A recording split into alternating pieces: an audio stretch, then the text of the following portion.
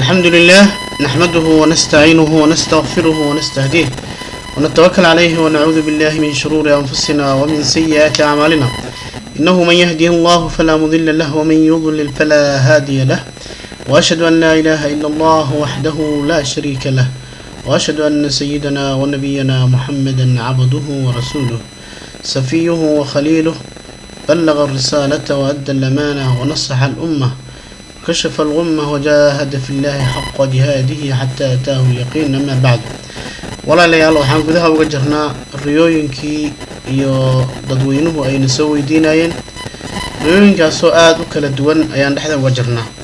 waxaan soo gaaray gabar lagu magacaabo Sucaada Cabdiraxmaan ayaa waxay soo weydiinaysaa gabar walaasheeda oo gowraciso ama qalayso wan aad weyn kadibna la soo doonanayo.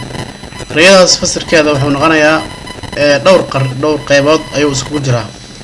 midka ugu horeyso wanka markii weyn yahay oo la qalaayo waxay tusaysaa taysiirul xaali raa'i qofka riyada ku riyootay inay arinteeda ay insha Allah taala ay fududaa doonto. qodobka labaad qofku hadii ay ku riyooto wankaas weyn oo la qalaayo waxay tusaysaa ala kashfil ghummi wal huzni bi amri Allah murugta iyo walbahaarka oo qofka yani ka faydmayso ama ka qaadmayso. waxa kale oo tusaa wanka weyn oo la gowracayo على السرور والفرح والسعادة فرحة يليبان يريرين أي تصيصا. وحكى تصيصا قفك هدي أو كريض ون وين إذا الغلايو على حدوث أمر للرأي يخشى وقوعه.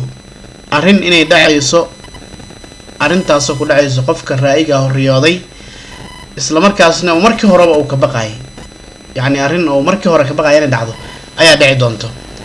وحكى له تصيصا على أنه يجب عليه الإنابة والتوبة إلى الله إنه واجب قفك أسكتها إنه قلنا وقته الله سبحانه وتعالى أنا توبة كانوا. وحاكرا يتسيسا وانكاسي وتسا سيقوم بسدات الديون كلها في أقرب وقت إن أو روحا سهدي أو قف دين قبأو ياي إنه الدين كاسي دقسيه اسكي يقول دونه. مرك الرياضة إن شاء الله تعالى هالكاس أيام كسو قبقبينا oo ina soo weydiisay walaashayna Sucaada Cabdiraxmaan. wabillahi tawfiiq. assalaamu calaykum wa rahmatullahi wa barakaatuh.